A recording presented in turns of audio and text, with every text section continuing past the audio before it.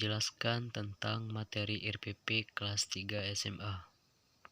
Di sini ada beberapa materi. Yang pertama tentang toharoh, dan yang kedua tentang sholat wajib, dan yang ketiga sholat jenazah, dan yang keempat zakat, dan yang kelima nikah. Selamat menyaksikan. Apabila ada kesalahan dalam video ini, saya mohon maaf atas kekurangannya. Assalamualaikum warahmatullahi wabarakatuh.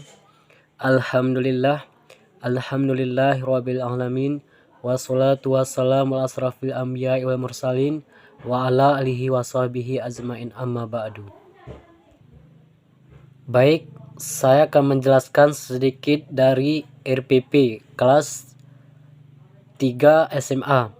Yang pertama tentang taharah, dan yang kedua sholat wajib, dan yang ketiga sholat jenazah, dan yang keempat zakat, dan yang kelima pernikahan. Adapun pembahasan pertama yaitu tentang taharah. Taharah berasal dari bahasa Arab, berarti bersih atau suci, dan ini sudah disarikan ke dalam bahasa Indonesia. Pengertian taharah secara bahasa adalah an-nadhafatu, yang berarti bersih atau suci. Sedangkan menurut istilah, taharah adalah membersihkan diri, tempat dari najis dan hadas, sehingga orang diperbolehkan beribadah yang ditentukan dalam keadaan suci. Bersuci dari hadas dapat dilakukan dengan berwudu untuk hadas kecil, atau mandi untuk hadas besar, dan tayamum bila dalam keadaan terpaksa. Bersuci dari najis meliputi suci badan, pakaian, tempat, dan lingkungan yang menjadi tempat beraktivitas bagi kita semua. Ada 7 macam air yang boleh digunakan untuk bersuci atau berwudu. Yang pertama air hujan, dan yang kedua air laut, dan yang ketiga air sungai, dan yang keempat air sumur, dan yang kelima air mata air, dan yang keenam air es atau air salju, dan yang ketujuh air embun. Dan selanjutnya macam-macam air. Air dibagi menjadi 4 macam. Yang pertama air mutlak, yakni air yang suci lagi menyucikan dan tidak makruh untuk bersuci. Air mutlak ini bisa untuk menghilangkan hadas dan najis. Dan yang kedua yaitu air musammas, yakni air yang kena sinar matahari sampai panas. Air ini suci, menyucikan, tapi makruh untuk dipakai bersuci. Dan yang ketiga yaitu air mustakmal, yakni air yang telah dipakai untuk bersuci. Air ini suci tapi tidak menyucikan, tidak boleh dipakai untuk bersuci. Tetapi kalau belum berubah rasa dan baunya masih tetap suci. Dan yang keempat yaitu tentang air najis, yakni air yang sedikit atau banyak yang terkena najis sehingga berubah rasa atau baunya.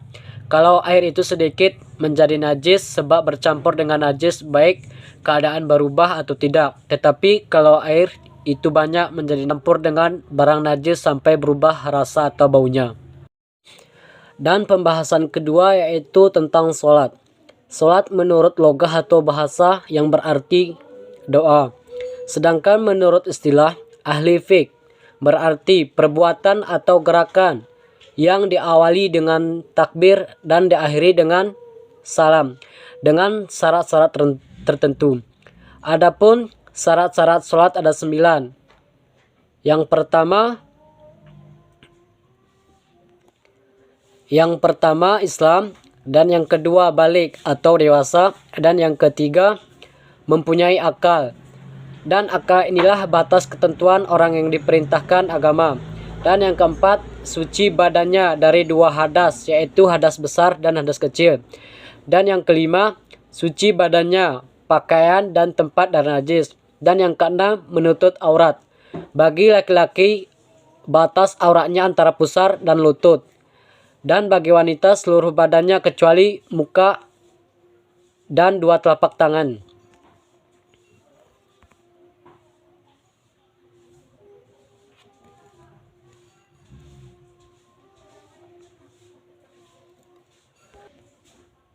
Dan yang ketujuh, sudah masuk waktunya sholat. Dan yang kedelapan, menghadap kiblat. Dan yang kesembilan, mengetahui mana yang rukun dan mana yang sunnah. Adapun rukun-rukun sholat ada 13. Yang pertama, niat. Dan yang kedua, berdiri. Dan yang ketiga, takbir. Dan yang keempat, membaca Al-Fatihah. Dan yang kelima, ruku. Dan yang keenam, i'tidal. Dan yang ketujuh, sujud. Dan yang kedelapan, duduk antara dua sujud. Dan yang kesembilan, duduk tasyahud akhir. Dan yang kesepuluh, membaca tasyahud akhir. Dan ke-11 membaca salawat.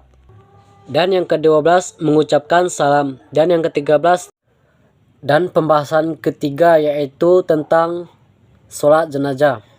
Sholat jenazah adalah sholat yang dilakukan untuk mendoakan seorang muslim, baik muslim laki-laki dan muslimah perempuan, baik orang dewasa maupun anak-anak. Sholat jenazah hukumnya wajib kifayah, yakni kewajiban yang pelaksanaannya dapat tercukupi manakala telah ditunaikan oleh sebagian kaum muslimin.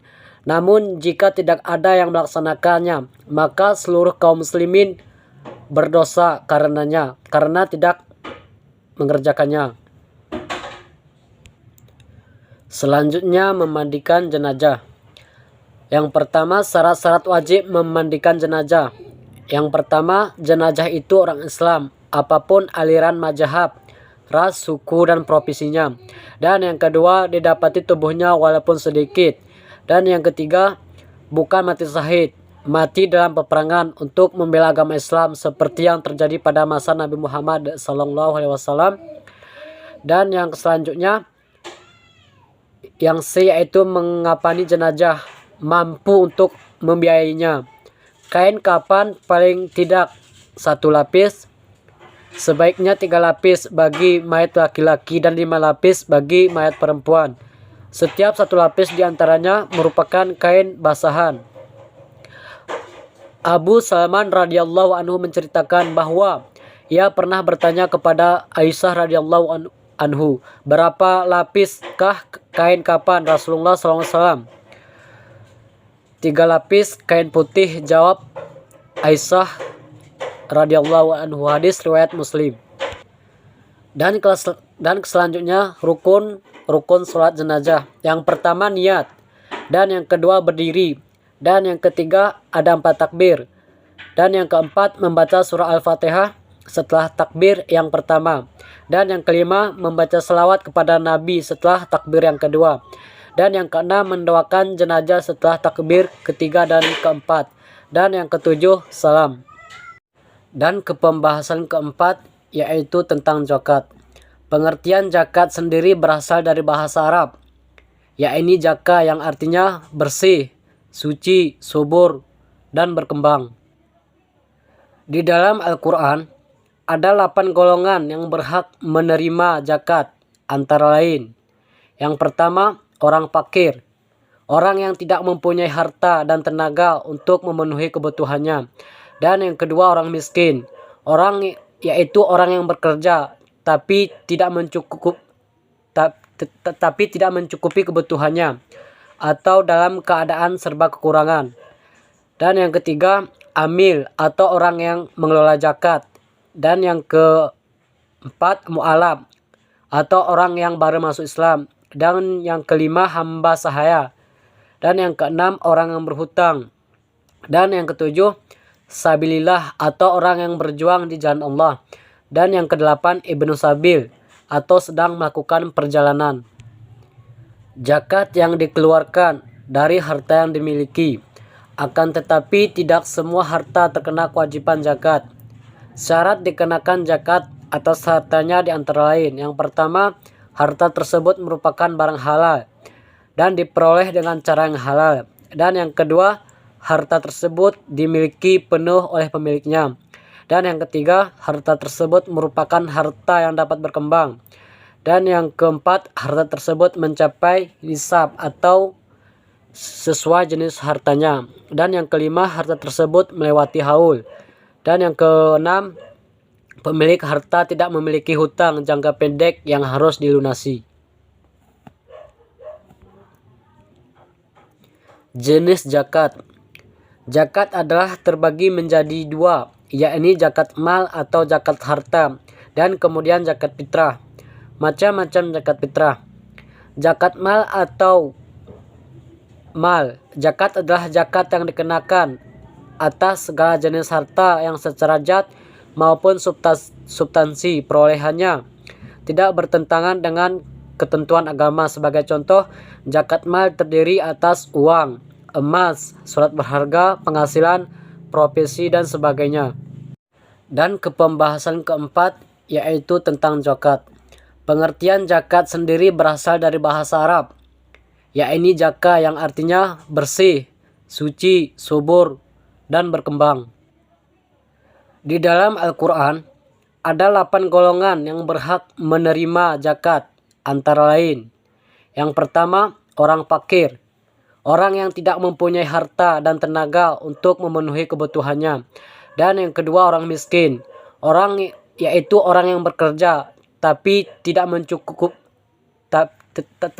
mencukupi kebutuhannya atau dalam keadaan serba kekurangan. Dan yang ketiga, amil atau orang yang mengelola zakat.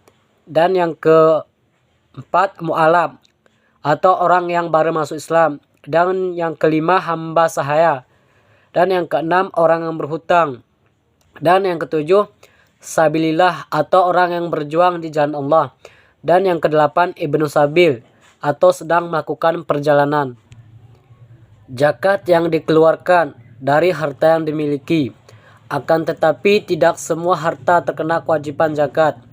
Syarat dikenakan zakat atas hartanya di antara lain. Yang pertama, harta tersebut merupakan barang halal dan diperoleh dengan cara yang halal. Dan yang kedua, harta tersebut dimiliki penuh oleh pemiliknya. Dan yang ketiga, harta tersebut merupakan harta yang dapat berkembang. Dan yang keempat, harta tersebut mencapai nisab atau sesuai jenis hartanya. Dan yang kelima, harta tersebut melewati haul. Dan yang keenam, pemilik harta tidak memiliki hutang jangka pendek yang harus dilunasi. Jenis zakat. Zakat adalah terbagi menjadi dua, yakni zakat mal atau zakat harta, dan kemudian zakat fitrah. Macam-macam zakat fitrah. Zakat mal atau mal. Zakat adalah zakat yang dikenakan atas segala jenis harta yang secara zat maupun substansi perolehannya tidak bertentangan dengan ketentuan agama. Sebagai contoh, zakat mal terdiri atas uang, emas, surat berharga, penghasilan, profesi, dan sebagainya. Selanjutnya pembahasan kelima, yaitu tentang nikah. Nikah adalah perjanjian perkawinan antara laki-laki dan perempuan sesuai dengan ketentuan hukum dan ajaran agama.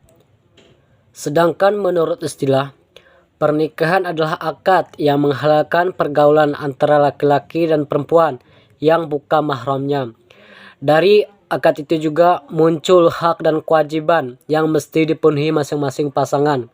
Ketentuan mengenai pernikahan ini tergambar dalam firman Allah Subhanahu wa taala dalam Al-Quran surah Ar-Rum ayat 21 yang artinya, dan di antara tanda-tanda kekuasaannya ialah dia menciptakan untukmu istri dari jenismu sendiri, supaya kamu hidup tentram bersamanya. Dan dia juga telah menjadikan di antaramu suami, istri, rasa cinta dan kasih sayang. Sesungguhnya pada yang demikian itu benar-benar terdapat tanda-tanda bagi kaum yang berpikir. Pada dasarnya, hukum menikah adalah sunnah, artinya siapa yang mengerjakan mendapat pahala, namun tidak berdosa jika meninggalkannya. Hal ini berdasarkan imbauan dari Nabi Muhammad SAW, wahai para pemuda, barang siapa di antara kalian berkemampuan untuk nikah, maka nikahlah, karena nikah itu lebih mendudukkan pandangan dan lebih mementangi parji, kemaluan. Dan barang siapa yang tidak mampu, maka hendaklah ia puasa, karena puasa itu dapat membentangi dirinya. Hadis riwayat Bukhari dan Muslim. Adapun tujuan-tujuan menikah. Tujuannya ini berupaya untuk mengantarkan seorang muslim agar memperoleh kebahagiaan di dunia akhirat. Yang pertama, memenuhi kebutuhan dasar manusia. Pernikahan bertujuan untuk memenuhi kebutuhan dasar manusia. Kebutuhan itu terdiri dari kebutuhan emosional, biologis, rasa saling membutuhkan, dan lain sebagainya. Dan yang kedua, mendapatkan ketenangan hidup. Dengan menikah, suami atau istri dapat saling melengkapi satu sama lain. Jika merasa cocok, kedua-duanya akan memberi dukungan, baik itu dukungan moral atau material, penghargaan, serta kasih sayang yang akan memberikan ketenangan hidup bagi kedua pasangan. Dan yang ketiga, menjaga akhlak. Dengan menikah, seorang muslim akan terhindar dari dosa zina. Dan yang keempat, meningkatkan ibadah kepada Allah Subhanahu wa taala. Perbuatan yang sebelumnya haram sebelum menikah, usai dilangsungkan perkawinan menjadi ibadah pada suami istri. Sebagai misal, berkasih sayang antara yang berbeda mahram adalah dosa.